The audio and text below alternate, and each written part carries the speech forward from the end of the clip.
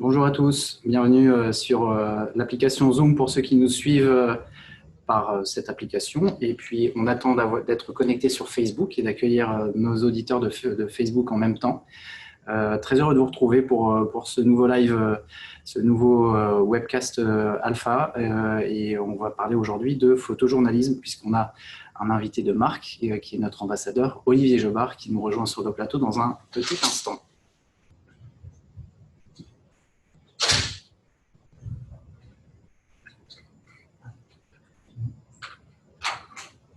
Bonjour Olivier.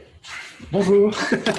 Donc, on est déjà en live sur Zoom. Tu es venu avec ton petit boîtier, ton setup. Un petit boîtier. Tu as un micro qui est presque aussi gros que ton appareil photo. Effectivement, mais le son est important aussi dans la vidéo. C'est ça, exactement. Et pourtant, c'est un petit micro. Il faut que j'enlève la moue, c'est déjà un petit peu plus... J'attends juste le top départ que va me donner Marie-Pierre pour commencer ce webcast. Donc, bienvenue à toi. Merci d'être là aujourd'hui avec nous. Marie-Pierre, est-ce qu'on est bon pour Facebook ?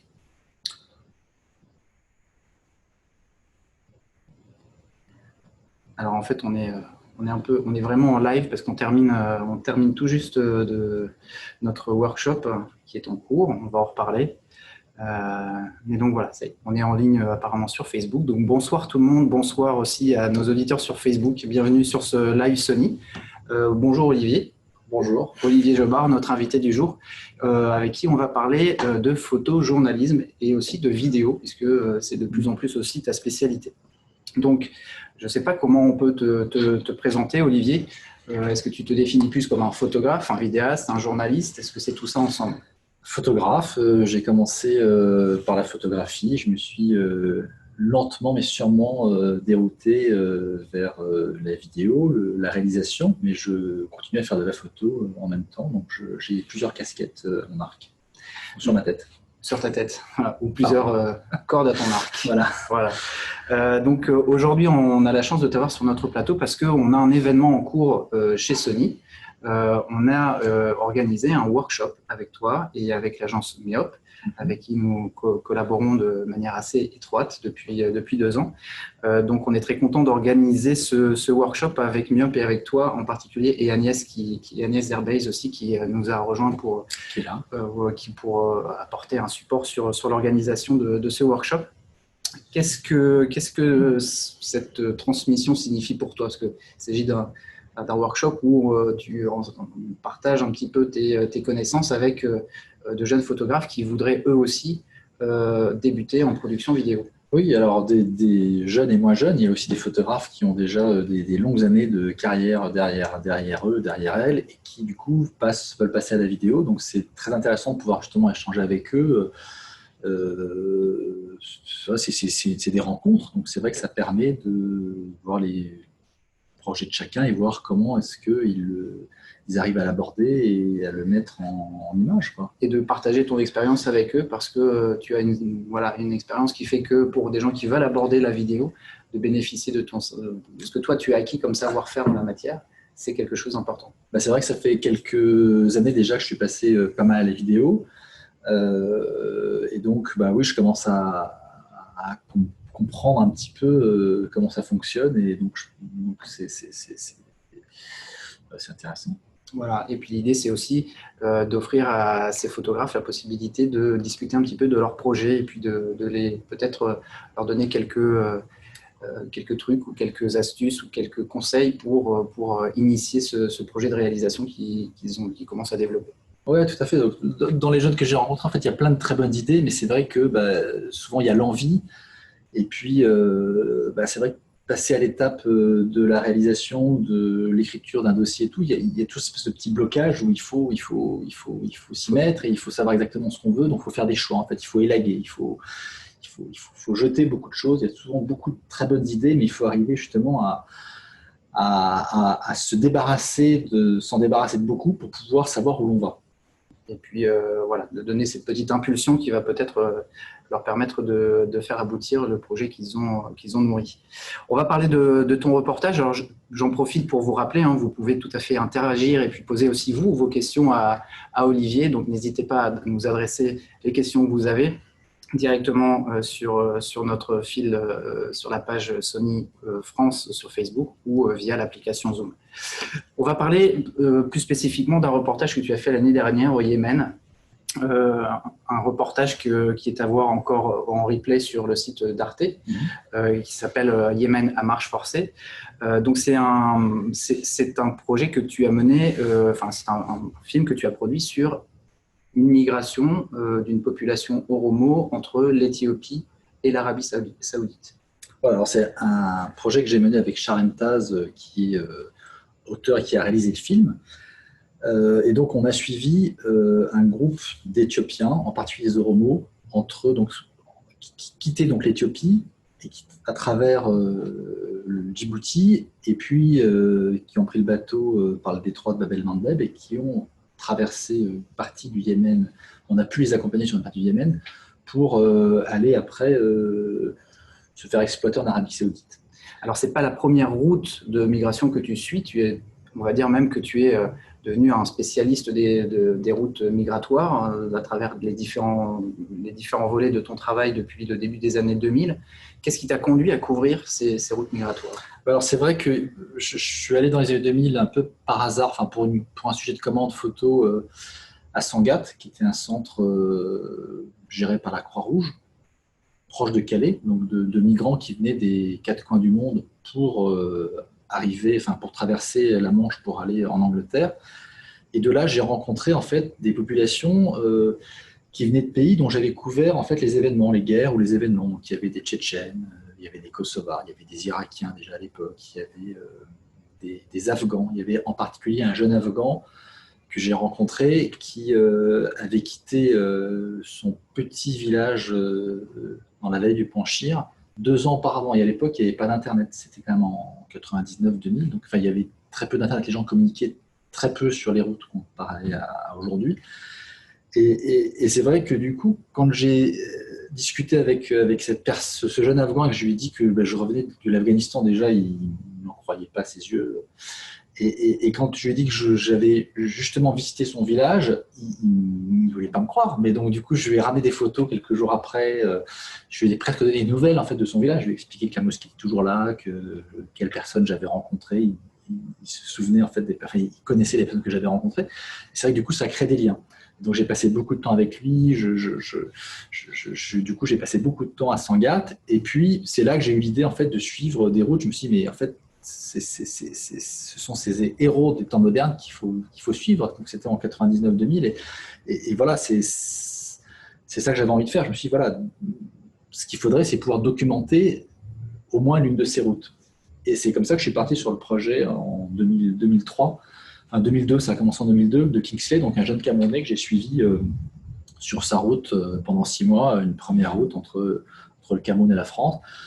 Et puis après, j'ai fait d'autres routes. Je suis parti aussi avec des Afghans, avec Claire Billet quelques années plus tard. Ensuite, j'ai suivi une famille de Syriens en 2015 qui sont arrivés en Suède. Voilà. Et puis là, plus récemment, j'ai suivi aussi des Tunisiens après la Révolution qui sont allés en France. Un Tunisien en particulier. Et j'essaye à chaque fois de documenter cette route et puis un petit peu en amont, en aval, pour savoir d'où ils viennent, d'où ils viennent et qu'est-ce qu'ils deviennent par la suite, quoi. Et c'est comme ça que l'année dernière, avec Charles Mtaz, on a décidé de documenter cette route à travers le Djibouti et le Yémen. Donc c'est un sujet qu'on va aussi retrouver sur d'autres plateformes, notamment sur le portfolio sur lemonde.fr, sur Le Figaro, sur France 24 aussi. Donc cette volonté d'aller vers la vidéo, elle vient de où? Parce que finalement au départ tu disais que tu étais photographe. Qu'est-ce qui t'a amené à commencer à produire des documentaires vidéo? Alors, comment on passe de la photo à la vidéo? C'est un sujet qui a été produit par Arte Ouais. en premier. C'est quand même eux qui ont financé la plus grosse partie le sujet à l'initiative. Et puis il y a eu effectivement le Figaro et d'autres après plateformes. Et en fait, je suis venu à la vidéo assez naturellement en fait avec Gorban, donc un jeune Afghan que j'ai rencontré presque en bas de chez moi en fait au Parc Villemain. Et en fait, c'est un jeune qui a commencé à me parler en dari. Je ne comprenais pas ce qu'il me disait.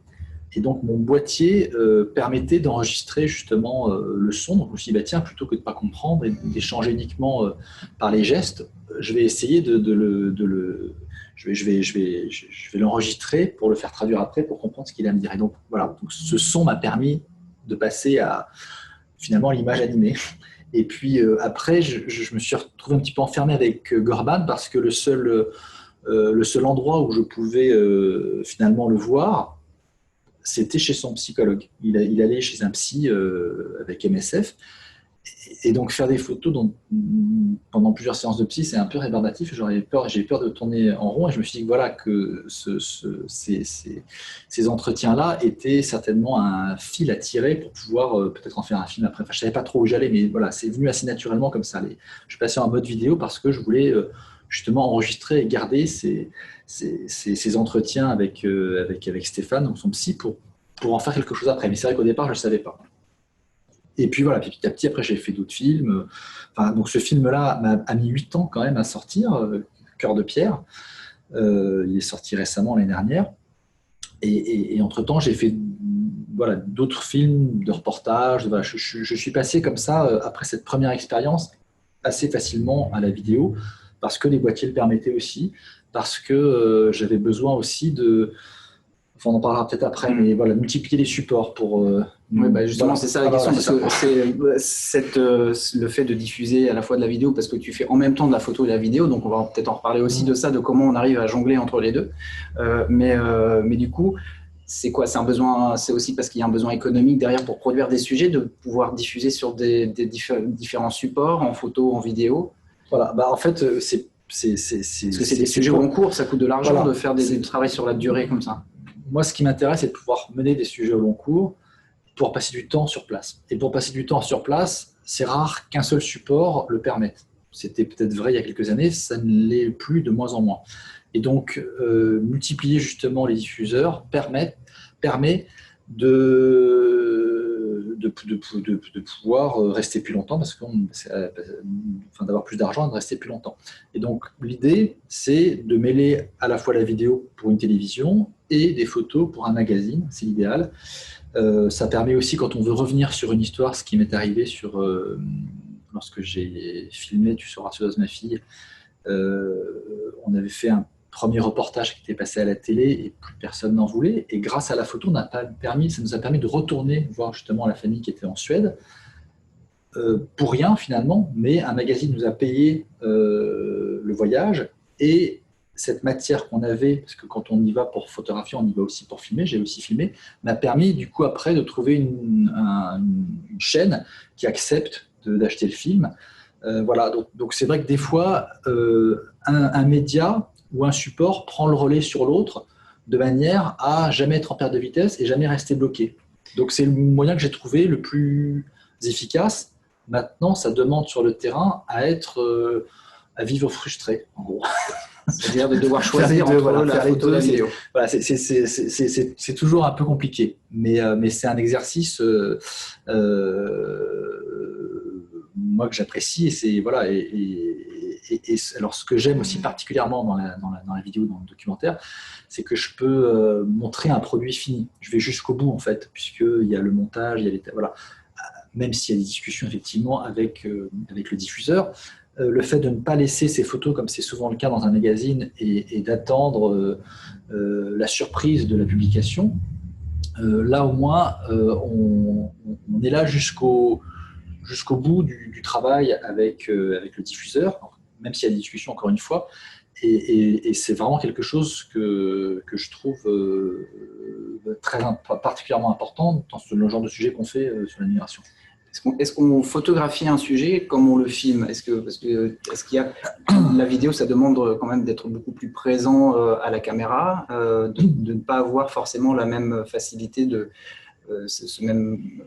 sa même facilité de pouvoir observer la scène pour pouvoir saisir un moment.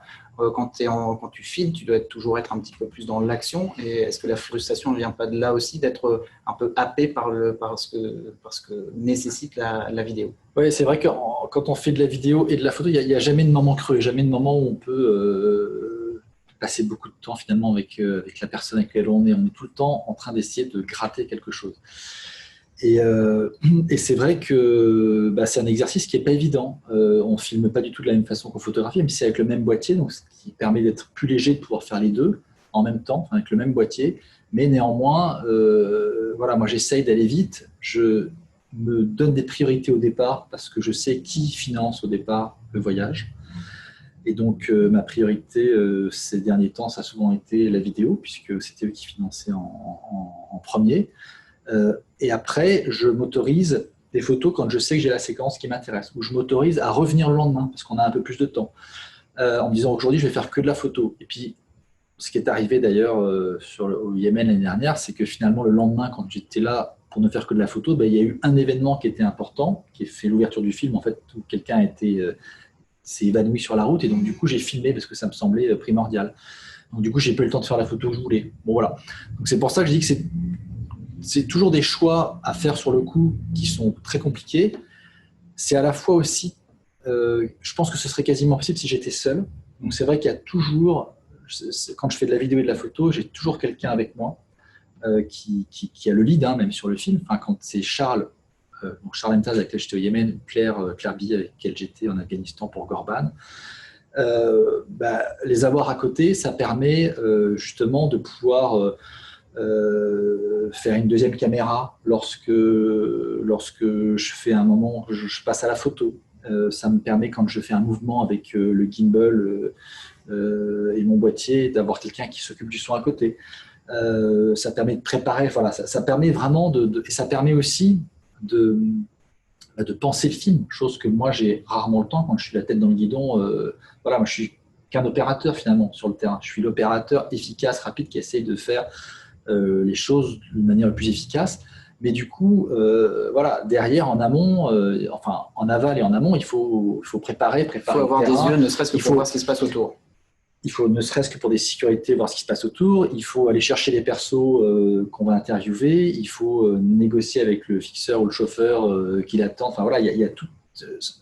Voilà, c'est toujours des situations qui sont toujours un peu tendues, un peu compliquées. Et voilà, d'être seul, ce ne serait pas possible.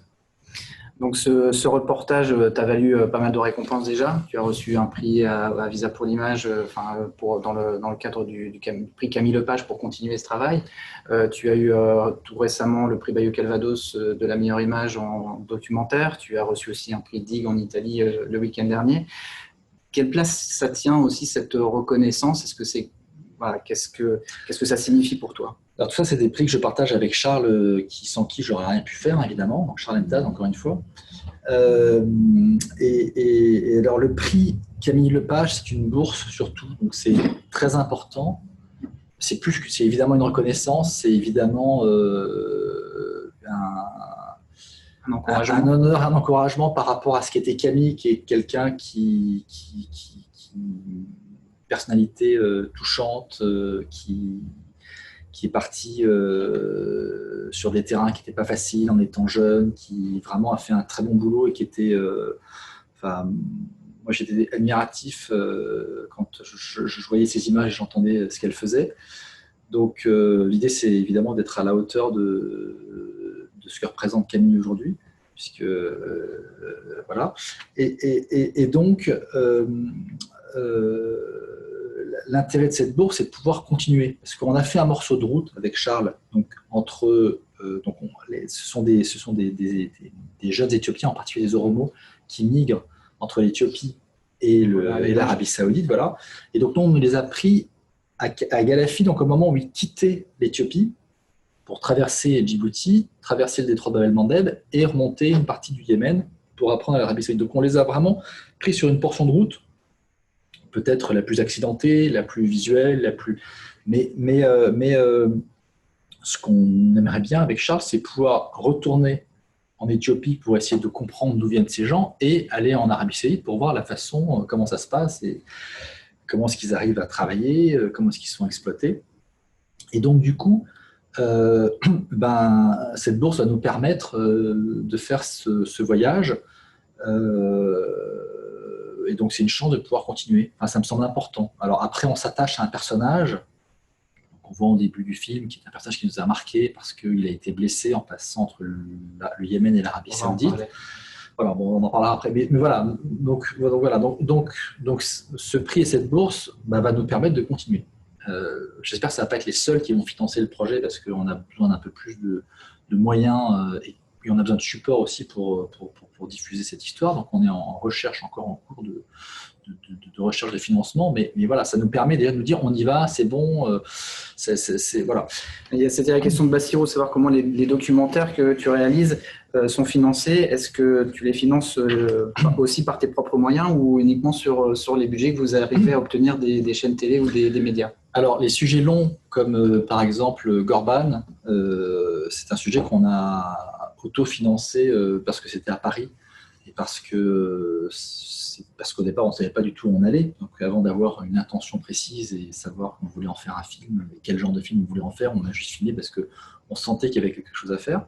Et on sentait qu'on allait pouvoir tirer une trame de ces entretiens avec son psy. Donc ça, c'est de l'autofinancement. Maintenant, pour tous, alors maintenant, j'essaie de moins autofinancer. Je me dis que je préfère trouver un diffuseur avant de commencer à filmer. Mais ce n'est pas toujours le cas. Ne serait-ce que pour monter un dossier, être sûr que le personnage fonctionne, il faut le filmer, il faut savoir comment il réagit à la caméra. Donc voilà, il y a toujours une amorce que l'on fait en autoproduction. Et maintenant, pour le Yémen, où je ne m'étais jamais rendu, et Charles non plus, donc là, on essaie de le faire financer. Et donc, on le finance à travers une maison de production. Là, en l'occurrence, c'est Myop. Pour Cœur de Pierre, c'était Quark. Donc, et cette maison de production permet justement de le vendre à une chaîne. Magnéto. Moi, je suis désolé. Bref, je suis confus. Donc, pour le Yémen à marche forcée, c'était donc la maison de production Magnéto. Enfin bref, Myop, c'est l'agence avec laquelle je travaille, c'est pour la photo. Mais Myop n'a pas encore développé d'antenne pour la production vidéo. Et donc, du coup, avec Charles, on a travaillé sur ce projet avec Magnéto, qui est une maison de production assez importante, et qui nous a permis justement de produire le film et de le vendre à Arte. Voilà, donc ça n'a pas été autofinancé. Et tu parlais, Est-ce que je réponds à la question? Oui. Oui, je pense que c'était. J'espère que Bassirou est satisfait avec cette réponse. On avait une autre question. Tu parlais des personnages, de l'importance des personnages et de savoir comment, si on s'engageait sur la bonne voie quand on choisissait une personne comme ça, a priori que tu rencontres comme ça au hasard de tes reportages. Quelle est la part qui est préparée? C'est la question de Michael. Quelle est la part qui est préparée en amont et celle que vous tournez en suivant ces personnes? Est-ce plutôt lié au hasard des événements ou est-ce que le travail, par exemple, avec ton fixeur te permet déjà de préparer le terrain, de savoir un peu plus où tu vas et éventuellement de trouver déjà des personnages avant de te rendre là-bas? Ouais, alors, par exemple, pour Kingsley, pour revenir en arrière, c'est quelqu'un que j'ai rencontré 6 mois avant son départ. C'est quelqu'un avec qui j'ai eu un bon feeling, avec qui j'ai pu échanger avant de partir et avec lequel j'avais préparé le terrain. Là, sur le Yémen, par exemple, c'est évident qu'on ne savait pas quelles étaient les personnes qui allaient arriver quand on les rencontre en cours de route. Dans la première photo, on les voit là, ils viennent juste de traverser la djifrontière et de mettre le pied à Djibouti après avoir marché pendant une nuit. Donc, on a marché une nuit pour essayer de les rencontrer, de les retrouver. Mais on ne sait évidemment pas sur qui on va tomber, puisque tous les jours, c'est des nouvelles personnes qui arrivent. Et donc, le travail qu'on fait avec notre fixeur, c'est plutôt de repérer les lieux et de trouver les endroits où ils vont passer. Voilà, de nous emmener dans ces lieux-là et qu'ils soient avec nous pour pouvoir traduire et aller à la rencontre des gens. La rencontre se fait après, au moment où ils s'arrêtent, où ils se posent, parce que quand ils marchent, ils n'ont pas le temps de nous parler, ça va très vite. Donc, nous, il faut on court, parce qu'une fois qu'on a loupé le peloton, il faut courir pour passer devant, pour les avoir. Donc c'est très physique, il fait très chaud, c'est très compliqué. Et donc du coup, c'est au moment où il se pose qu'on peut trouver des persos. Ça, c'est le rôle de Charles. Moi, je suis là, je fais des jolies images un petit peu, je montre, l'image, je suis ironique, hein. J'essaye de montrer justement l'ampleur, le nombre de personnes, le lieu, voilà. Et Charles, du coup, est dans le tas, il va trouver les personnes, il voit ceux qui veulent l'interview, ceux qui veulent bien être interviewés, ceux qui sont intéressants. Et dès qu'il y a quelque chose qui se fait avec un perso intéressant, pof, j'y vais pour essayer de capter sa parole, quoi. Voilà, donc chaque situation est différente, mais c'est sur ce sujet Yémen à marche forcée, c'est des gens qu'on a rencontrés sur le coup. Par contre, c'est vrai que Mustapha, qui est une personne qu'on a rencontrée un petit peu par hasard à Aden, qui était blessé, donc qui nous a marqué parce que son témoignage était extrêmement touchant. C'est le début du film et la fin du film. Voilà, il y a peut-être une photo de lui. Enfin, la photo n'est pas géniale, mais voilà, l'idée c'est qu'on s'est dit, voilà, on voudrait s'attacher à cette personne parce que son histoire, en fait, l'histoire c'est comme il n'a pas pu aller en Arabie Saoudite puisqu'il a été blessé, il a été rapatrié au Yémen par l'OIM, en Éthiopie par l'OIM, et donc ça nous fait un fil conducteur pour retourner chez lui, voir comment ça se passe. Sachant qu'en plus, c'est un échec, quoi. Il a non seulement quand il est parti, sa famille était pleine d'espoir, mais il rentre et ça devient un poids supplémentaire pour la famille. Et ses compagnons de route, eux, sont arrivés à bon port. Donc, c'est de faire un lien entre ses compagnons de route qui sont arrivés et Mustapha qui, lui, est retourné les mains vides en Éthiopie. Et c'est aussi ça l'immigration. C'est pas toujours que des histoires qui se terminent bien. Donc, ça nous semble important de le raconter. Et du coup, on s'attache à Mustapha. Et donc, pour ça, il a fallu le retrouver. Il a fallu qu'il accepte. Et ça, c'est un travail qu'on fait faire effectivement par des fixeurs. Donc, il a fallu trouver un fixeur. Ça, c'est Charles qui s'en est occupé aussi, qui a trouvé un fixeur en Éthiopie pour retrouver le village où il était, parce que c'est pas facile. On a beau avoir le nom du village et la région, en plus, pendant la période du Covid, c'était très compliqué. Et donc, ça, c'est de l'enquête, c'est du boulot en amont qui n'est pas évident. Et ça permet justement de préparer le terrain. Donc, du coup, on l'a eu en ligne, il est OK pour qu'on vienne le voir, et ça, c'est vrai que ça se prépare.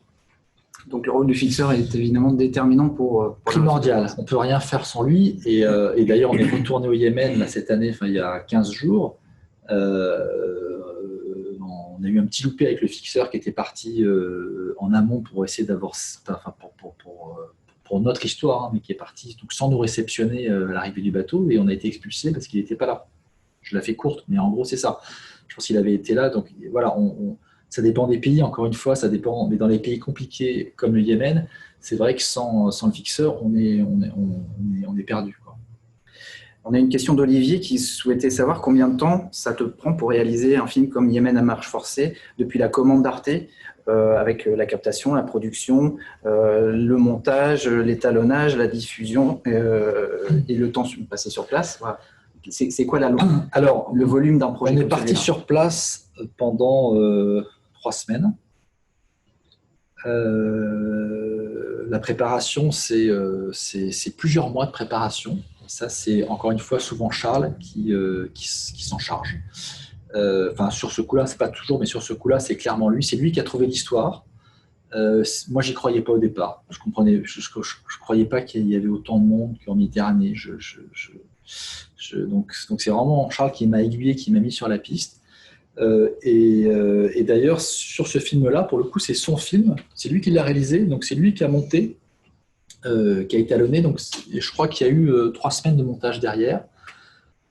Et les talos, ça je m'en suis occupé quand même. Donc ça c'est une journée des talos avec un étalonneur. Mais ça c'est pareil Magneto, la boîte de prod, qui se charge de ça, quoi. Donc qui se charge de ça, voilà, c'est assez confortable. Une fois que le montage est fini, validé par Arte, moi je viens une journée et image par image avec un étalonneur, je dis un peu plus froid, un peu plus chaud. Voilà, et après c'est des étalonneurs en général qui savent, qui sont rapides, qui connaissent très bien leur métier. Et moi, je ne cherche pas non plus à donner une patte particulière non plus. C'est assez neutre ce que je fais comme tel. J'essaie juste en fait, d'équilibrer l'ensemble des images.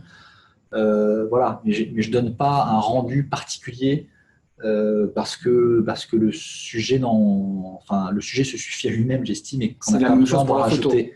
Et c'est un peu le même principe pour la photo. Voilà. Pour moi, je pense que, pour ce que je fais sur ces sujets-là, je pense que si je pouvais photographier en clignant de l'œil, me suffire de ça, ça me suffit. Enfin, j'essaie justement de ne pas rajouter de dramaturgie ou et d'ailleurs le montage c'est un peu pareil. Voilà, Rester simple. rester simple. On a Damien qui rebondissait sur la question du fixeur et qui demande si c'est aussi important pour la sécurité, le fixeur. Bien sûr. Alors, encore une fois, là, ce qui nous est arrivé il y a 15 jours, 3 semaines, c'est le fixeur qui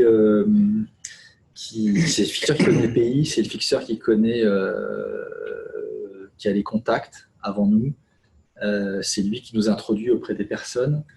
Donc, le bon fixeur fait la différence. La personne avec laquelle on s'entend bien fait la différence. La question, c'est est-ce qu'il la sécurité? Alors, il est garant, c'est un bien grand mot, mais en tout cas, on lui fait confiance. Quand il nous emmène à tel endroit en nous disant « Ok, on peut passer à ce barrage-là parce que je connais un tel » ou « On va prendre dans la voiture telle personne de telle ethnie qui va pouvoir nous faire passer », voilà, c'est des choses qui sont capitales. En Afghanistan, c'est pareil.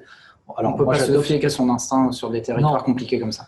Alors, ce qu'on peut, nous, c'est se mettre d'accord avec le fixeur, parce que moi, ce que je fais dans la plupart du temps, c'est le low profile. Hein. J'essaye d'être le plus discret possible, surtout pas de voiture blindée comme on peut voir ou quoi que ce soit, ou j'ai des multipoches. J'essaie vraiment d'être le plus discret possible. Mais bon, je suis toujours un peu tache d'huile. Hein, mais malgré tout, voilà, j'essaye. Donc, même si je me grime, en Afghanistan, je m'étais teinté les cheveux, je m'étais teinté la barbe, je m'habillais en afghan. T'as une photo de toi comme ça?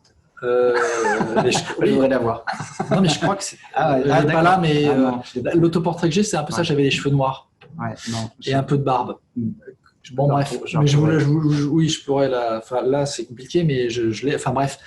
L'idée, c'est vraiment d'essayer de se fondre pour pouvoir passer justement sans attirer les yeux, les regards de tout le monde.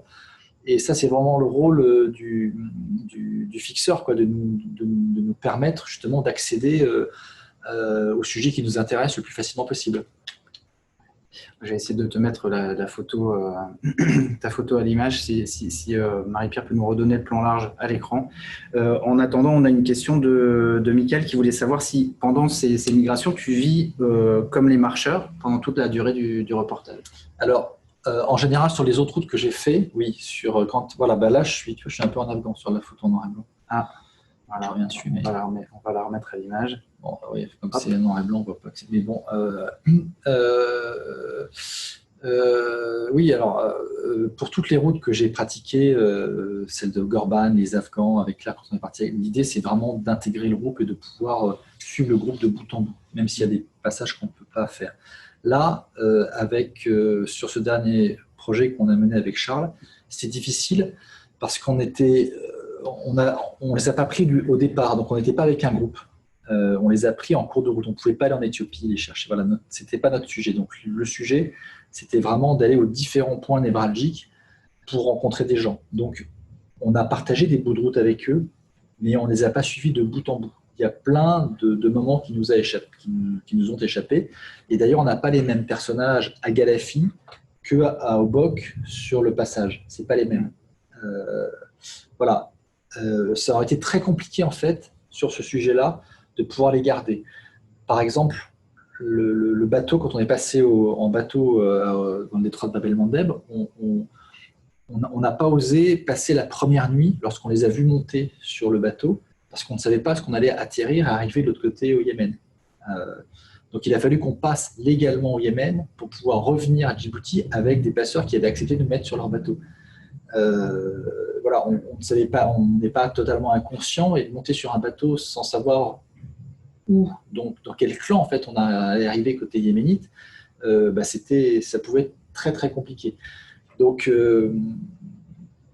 Donc voilà. Dans ce voyage, tu te retrouves aussi, et c'était malheureusement quelque chose qui est commun à beaucoup de routes migratoires, tu te trouves confronté à la mort. Comment tu mets ça en image? Parce que tu montres ça avec beaucoup de pudeur, mais pour ne pas aller vers quelque chose de trash, comment tu abordes ça?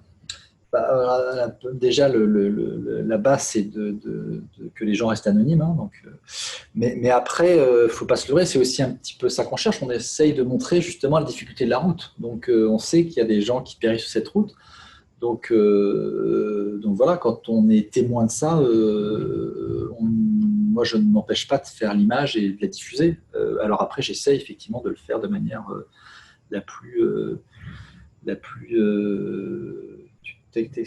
Pudique. voilà, la plus pudique possible. Enfin voilà, j'essaie de le faire. Mais après, je trouve important de montrer qu'il y a des gens qui meurent sur cette route parce que cette route est affreusement difficile. Et quand je dis aussi qu'on ne les a pas suivis de bout en bout, alors c'est parce qu'on n'avait pas, mais aussi parce que je ne suis pas sûr qu'on aurait tenu physiquement. Moi, les routes que j'ai faites, elles étaient beaucoup moins dures que celle-là.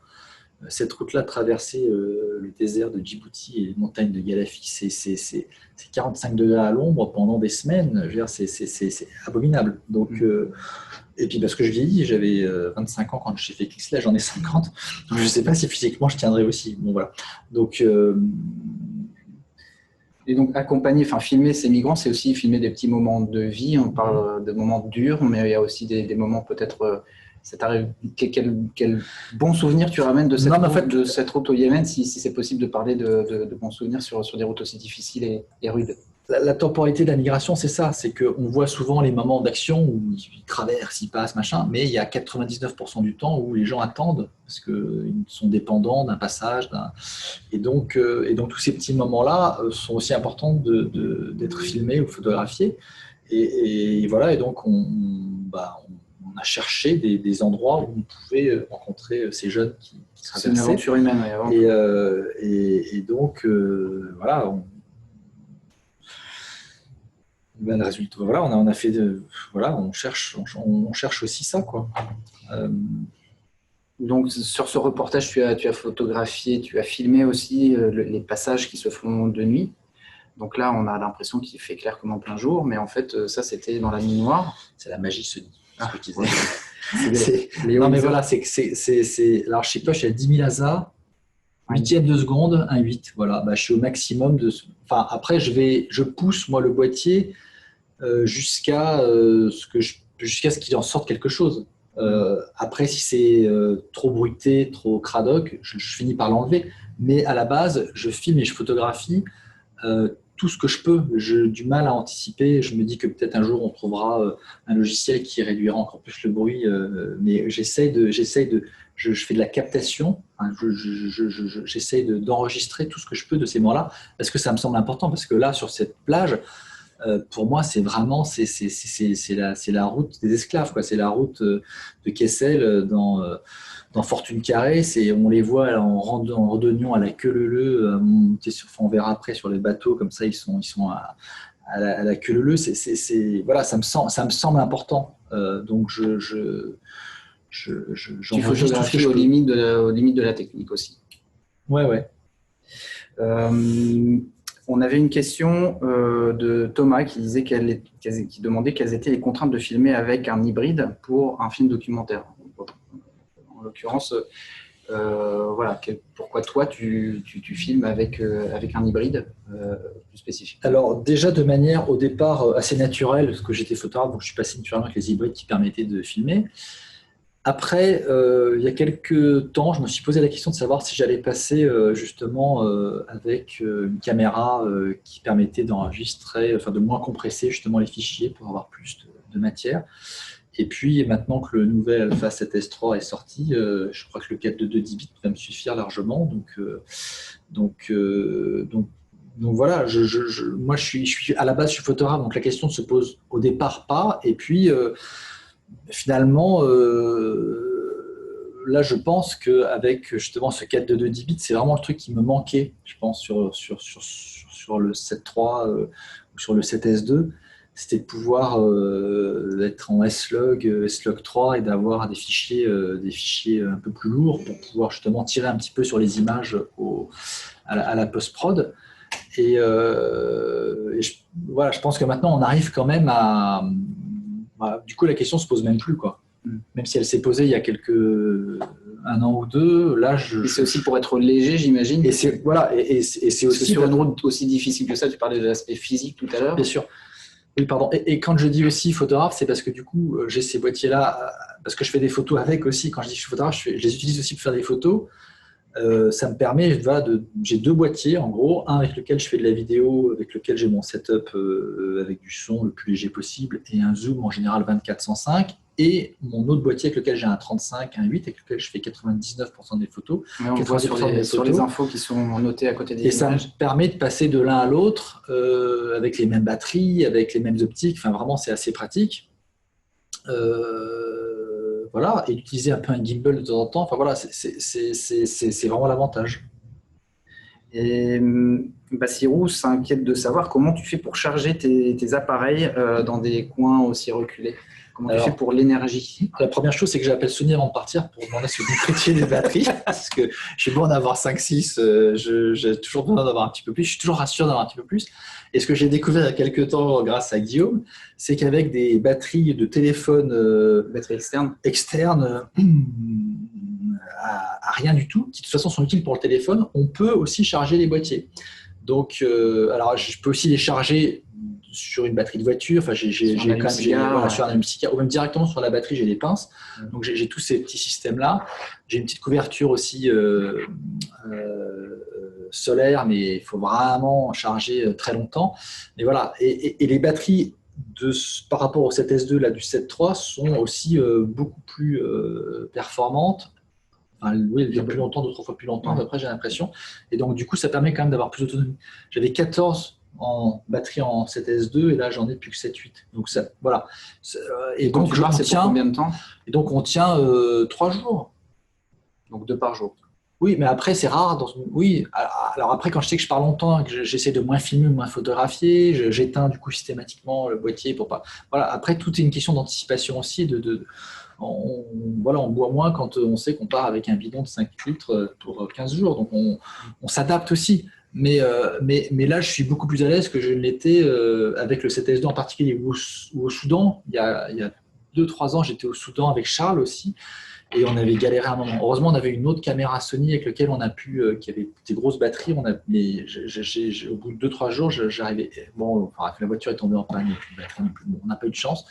Mais le fait de pouvoir recharger par l'USB, c'est quand même pratique. Voilà, ça c'est vraiment un truc que j'ai découvert et qui est génial, c'est qu'avec une batterie, on peut avoir des grosses. Enfin, du coup, c'est des batteries qu'on emmène et ça permet quand même de recharger la batterie ou de filmer avec cette batterie-là externe, qui sont des batteries de base de batterie de téléphone, quoi. Tu tournes dans des conditions qui sont assez difficiles, la chaleur, la poussière. Là, on voit sur une barque dans l'eau, enfin, en tout cas avec des embruns. Quelles précautions tu prends avec ton matériel quand tu pars sur le terrain? Tu as une hygiène pour ton matériel, non? Non, je ne suis pas trop hygiéniste, moi, donc j'essaye de les protéger le mieux que je peux avec mon corps, mais après j'ai besoin de les avoir sur moi, donc je peux pas mettre des bouchons, je peux pas mettre j'ai un petit pinceau que je mets un petit coup de pinceau le soir avant de me coucher, avant de m'endormir. Voilà, j'essaye de les faire tomber le moins possible et j'essaie d'être le plus précautionneux qui soit. Mais tu as besoin d'avoir un matériel souvent dans l'action quand même. Oui. Et sur le bateau, là, j'avais un sac poubelle au cas où on tombait à l'eau, mais est-ce que j'aurais le temps de le mettre dedans? Bon, voilà. Voilà, on fait avec le moment, quoi. On voit là sur ces photos des personnages, et c'est vrai que dans les histoires que tu racontes, tu t'accroches souvent à un personnage pour raconter l'histoire, la route migratoire. Est-ce qu'on peut vraiment capter toute la réalité de ces routes migratoires à travers une histoire particulière? Est-ce qu'il faut assumer, quand on est aussi journaliste, qu'on capte tout ça, assumer que finalement on ne prélève peut-être qu'une partie de l'information? Ou est-ce que ça suffit pour donner une vision assez globale de la situation et de s'attacher à un personnage plus particulier. Ouais. Alors là, sur les routes des Rosemont, c'est moins attaché justement à une personne, mais de manière générale, sur les autres routes que j'ai pu suivre, voilà, mis à part Mustapha qui devient justement, moi je trouve que c'est important justement d'arriver à incarner à travers une personne, parce qu'on s'attache à une personne. C'est un même narratif, hein. Le fait de s'attacher à quelqu'un permet justement de le suivre, de se mettre à sa place, d'avoir un regard d'égal à égal. Enfin, ça dépend comment on le présente, mais moi j'essaie justement de les filmer à hauteur d'homme, quoi, d'être avec eux et de pouvoir justement les raconter tels qu'ils sont, avec leur courage, mais leurs faiblesses. Tu dis que c'est les héros des temps modernes. Oui. Pour moi, c'est les héros des temps modernes. Mais voilà, alors oui, je dis ça tout à l'heure, mais voilà, mais ce que je trouve important dans ces routes, quand on s'attache à une personne en particulier, c'est justement de les raconter humainement tels qu'ils sont, de manière à incarner cette migration et à ne pas parler de ces mouvements migratoires comme des statistiques ou des courbes ou des hordes sauvages qui débarquent, voilà, de les représenter tels qu'ils sont.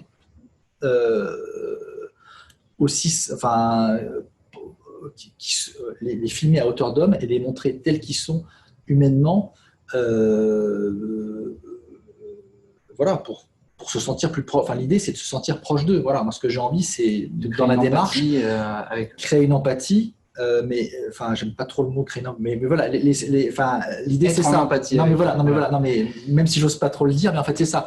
Je veux pas le dire, mais en fait voilà, c'est être ce que j'essaye moi d'être proche d'eux pour essayer justement d'amener le spectateur, voilà, à se sentir l'égal de ces personnes et créer de l'empathie du coup, oui, bien sûr. Il y a des moments de communion avec les migrants que tu suis? Oui, il y a plein de moments de joie, il y a plein de moments difficiles, il y a plein de, c'est des rencontres en tout cas qui m'ont façonné. C'est des moments que je pense qui ont façonné les personnes que j'ai suivies, mais c'est des gens avec lesquels j'ai des rapports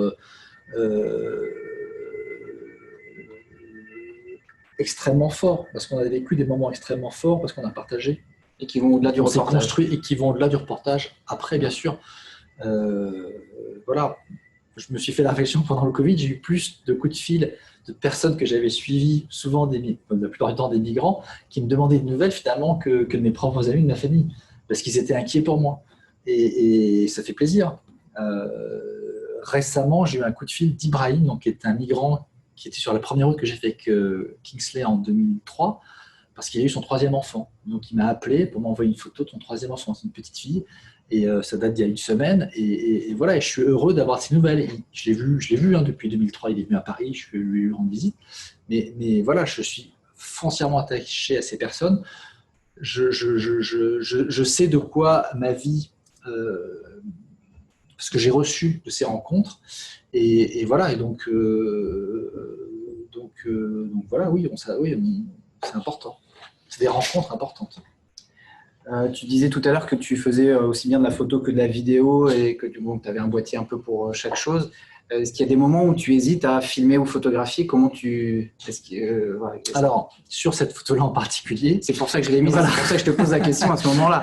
Alors, il y a un petit plan de sortie. Alors, j'ai fait cette… En fait, sur le bateau, j'ai réussi à faire quelques photos de la vidéo et quelques photos sur le bateau. Et la sortie du bateau, j'ai fait que de la vidéo parce que ça s'est passé très vite, que je me suis à moitié cassé la gueule dans le bateau, que j'ai pas eu le temps de faire des photos. Donc, j'étais un peu vénère d'avoir fait que de la vidéo. Et donc, j'ai couru après à la sortie pour essayer d'avoir ce moment justement où il quitte un petit peu à travers les dunes la plage. Et je trouvais que le cadre n'était pas. Donc, j'ai fait une photo. Et du coup, j'ai fait la vidéo pour le coup après. Et par contre, la vidéo du coup est moins bonne. Elle est passée en second. Et donc, du coup, sur le plan, j'ai vraiment la sortie du champ du groupe. Et la séquence vidéo est moins bien. Mais bon, voilà, là, ça se passe qu'une fois. Donc, on ne peut pas faire les deux. Donc, voilà, c'est des choix. J'aurais peut-être dû faire que de la photo ou que de la vidéo. Voilà. Il y a des fois où ça passe bien. Et alors, cette photo-là, c'est un peu pareil. Alors, c'est une photo où on voit que tu utilises des fois le téléobjectif. Voilà. Ça, c'est la seule de la série où tu es à plus de 100 mm. Alors, j'ai utilisé le téléobjectif parce que je savais que j'allais faire en large, en fait, quand ils arriveraient devant le tank. devant le char, devant le tank, devant le canon. le canon. Et donc, pour assurer d'avoir une photo, je l'ai d'abord fait de loin au télé.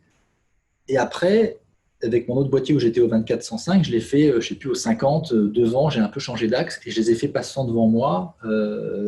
Voilà. Et donc, le télé m'a permis d'avoir 2 temps. Avoir un temps un peu éloigné, mais en ayant En écrasant les perspectives. Voilà. Et du coup, la photo n'est pas géniale. Mais bon, ce qui est important, c'est la situation justement avec le canon, quoi. Et surtout parce que tu disais que ces jeunes n'étaient parfois même pas informés que le Yémen était un pays. Oui, alors ce qui est hallucinant, c'est que ces jeunes qui traversent, donc qui viennent souvent de la campagne en Éthiopie, sont absolument pas au courant de la situation au Yémen. Ils débarquent, on ne leur fait pas la guerre, heureusement, au Yémen, quoique des fois il y en a qui se font un peu maltraités, mais voilà, ils débarquent dans un pays dont ils ne connaissent absolument pas les tenants et les aboutissants. Ils ne savent pas que le pays est en guerre, ils ne savent pas qu'il y a une ligne de front à traverser entre le sud et le nord du Yémen. Voilà, ils hallucinent, hein. On a une question de Thomas qui demande est-ce qu'il y a eu des tensions avec les personnes que tu photographies ou que tu filmais? Comment toi tu te fais accepter de ces gens-là? Alors ça arrive sur la marche forcée. Pas que je m'en souvienne, les gens étaient plutôt assez coopératifs. Il y avait très peu, en fait, il y a très peu de gens qui viennent, qui s'intéressent à eux. On voit là les miliciens, enfin les combattants, on les laisse passer. Tout le monde les ignore complètement. On les laisse vaguement aller voler un peu de nourriture dans les restaurants. Ça, c'est un peu l'assiette du pauvre, quoi, où on les laisse finir les restes. Mais c'est vrai qu'il n'y a aucune ONG, personne ne leur tend la main, personne ne s'occupe d'eux. Donc ils sont trop contents quand ils nous voient arriver. Alors des fois ils pensent qu'on est une ONG, qu'on vient là pour les aider, ce qui n'est évidemment pas le cas. Mais du coup, sur cette route-là, il n'y a vraiment eu aucune hostilité, d'ailleurs non plus de la part des miliciens qui tenaient les barrages ou qui étaient dans la zone. On les a suivis.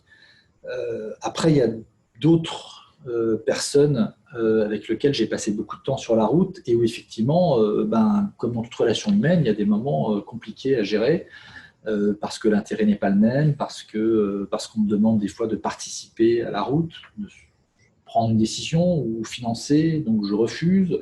Et donc, c'est pas toujours, d'ailleurs ça part pas toujours de là, mais c'est vrai que forcément ces moments tendus, compliqués pour eux, pour moi aussi, mais d'abord pour eux parce qu'ils jouent leur vie et leur avenir. Forcément, quand il y a quelqu'un qui les suit, des fois ils pensent que ça va accélérer, simplifier la route. Moi, j'essaye d'intervenir le moins possible. Donc, des fois, il y a la déception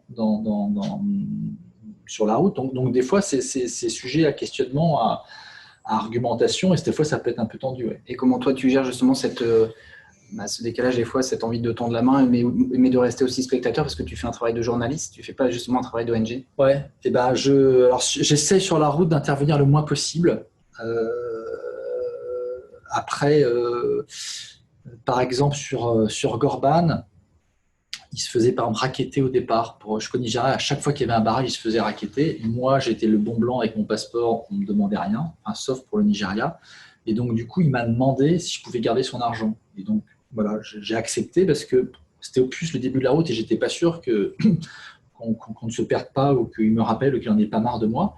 Et je me suis dit, au moins, si j'ai son argent, il me retrouvera toujours, j'en ai perdu. Donc, de manière un peu opportuniste, j'ai accepté de lui rendre service. Donc, je n'ai pas changé le cours des choses, mais j'ai peut-être évité qu'il se fasse racketter une fois de plus et prendre son argent.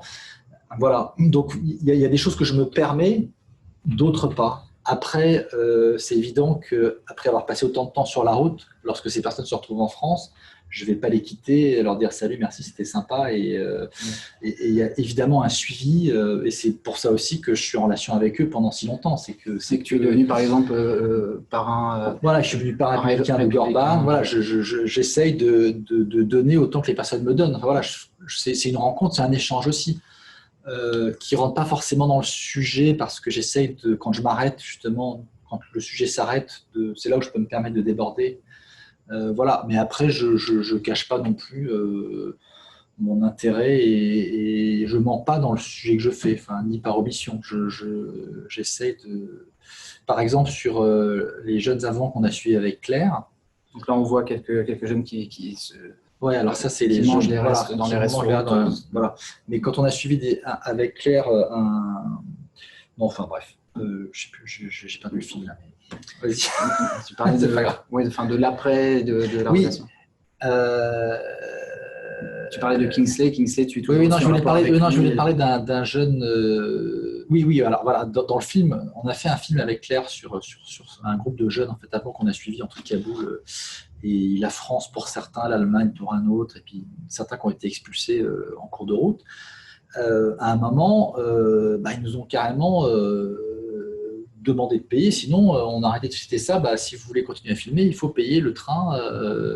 Et donc, c'était quelque chose avec lequel on était mal à l'aise. Et finalement, on l'a filmé, on a filmé cette relation-là. Donc, c'est là où on a filmé ce malaise, justement, où ils étaient demandeurs de ce coup de main pour essayer de comprendre, justement, en fait, la déception qu'ils avaient. C'est-à-dire qu'à partir du moment où ils étaient suivis par les Occidentaux, à partir du moment où on était arrivé, donc c'est quand on était arrivé en Italie, on était en Europe, ils considéraient qu'en Europe, les passeurs leur ont dit que ce serait beaucoup plus bien, que ce serait nous qui les aiderions.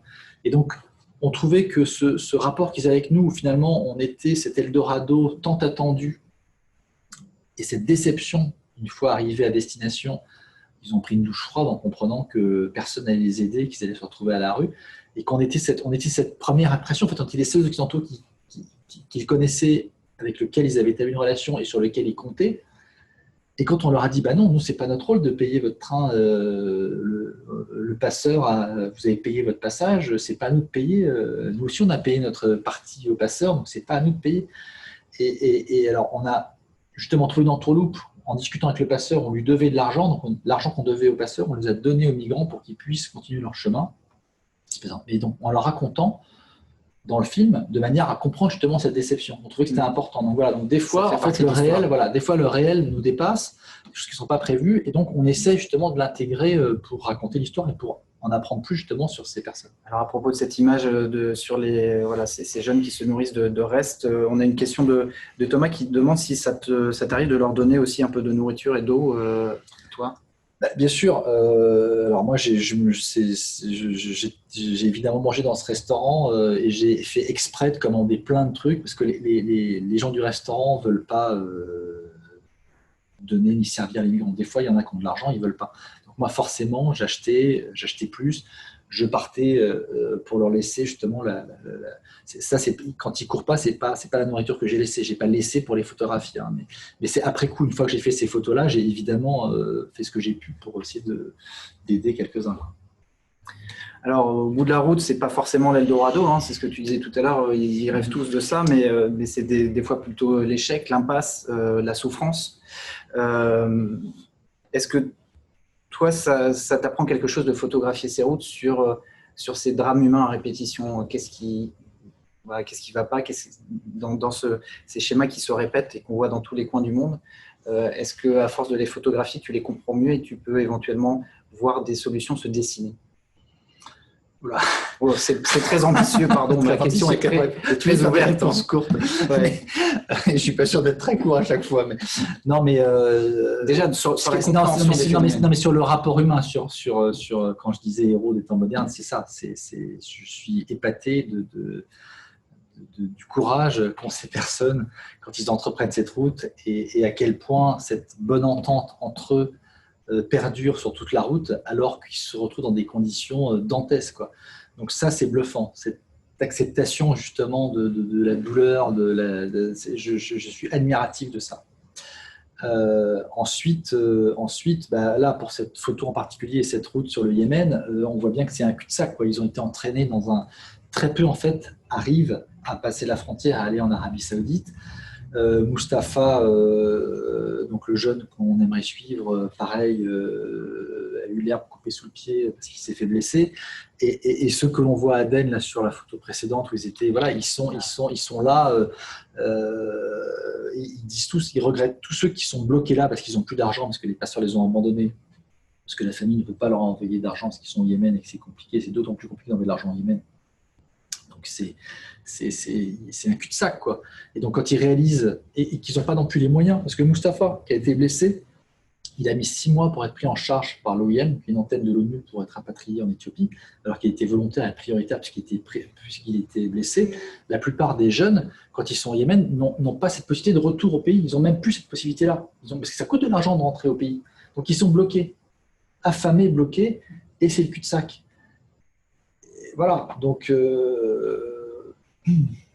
Donc, c'est des situations dramatiques finalement sur lesquelles aujourd'hui on n'a pas de solution et sur lesquelles et assez peu finalement d'images. Jusqu'à quand tu supporteras de photographier toujours ces histoires? Est-ce que toutes les routes migratoires que tu photographies se ressemblent? Est-ce que toutes les histoires se ressemblent? Est-ce que c'est une histoire vraiment à répétition ou est-ce que chaque histoire est différente et les problématiques finalement ne sont pas les mêmes? Non, les routes évoluent, les migrants aussi évoluent.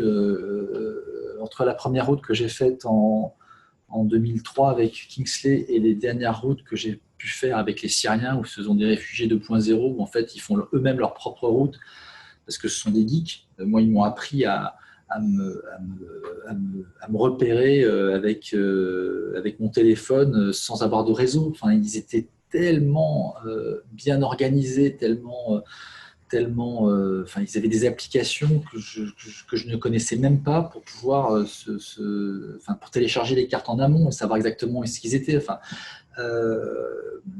Voilà, donc rien. Les routes évoluent. Les routes évoluent aussi en fonction des politiques migratoires qui sont mises en place pour barrer.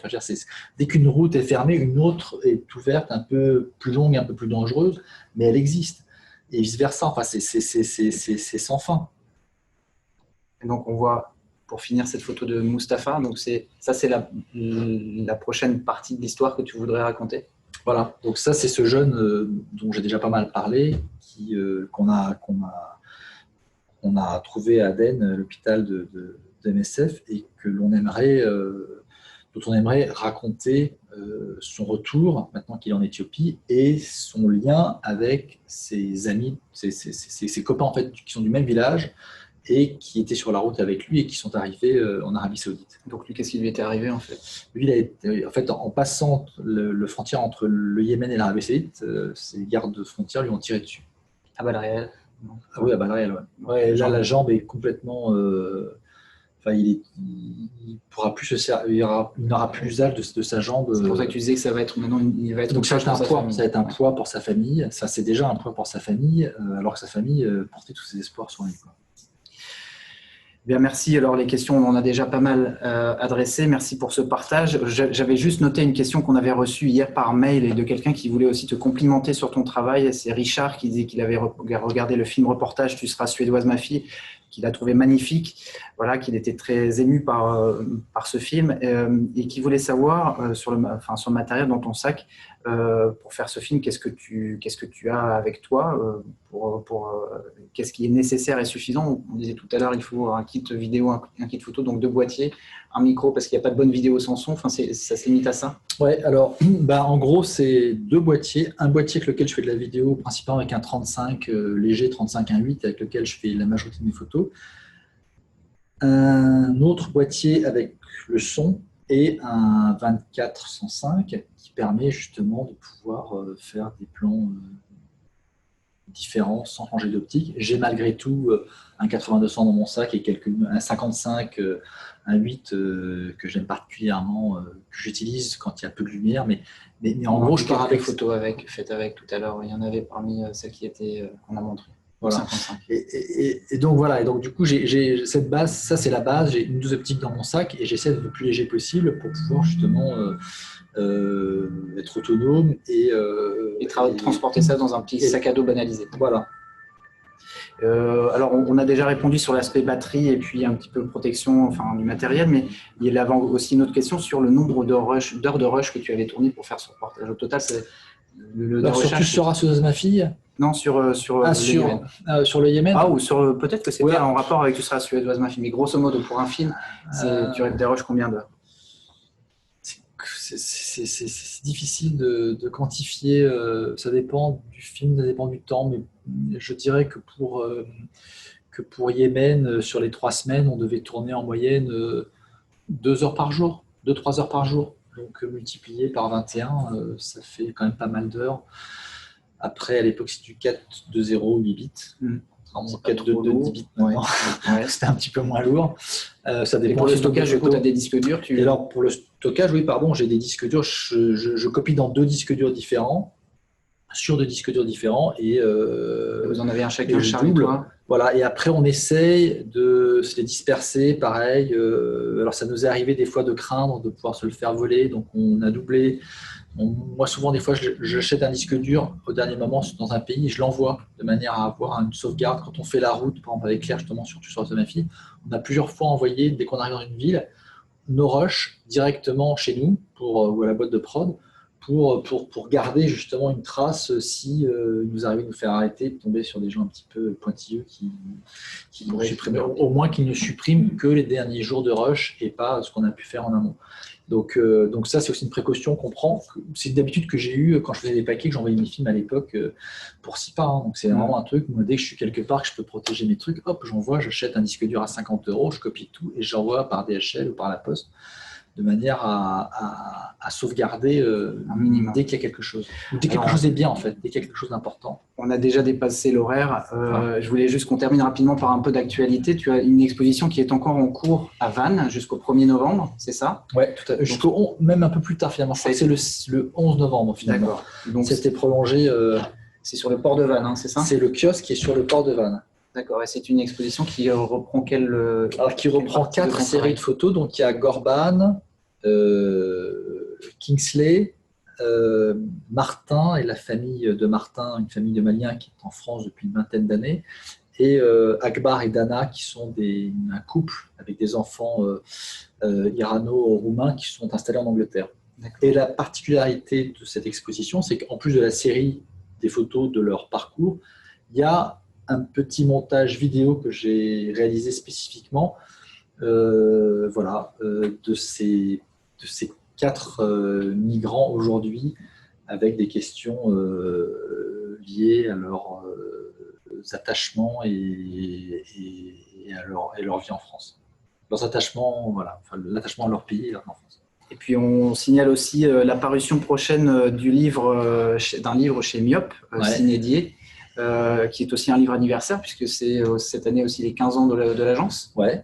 Voilà, et il y a un crowdfunding, je crois. Et il y a un crowdfunding qui est en cours sur KissKissBankBank. Donc, allez-y, vous pouvez acheter des livres, des tirages, participer à des tirages au sort aussi pour gagner des tirages.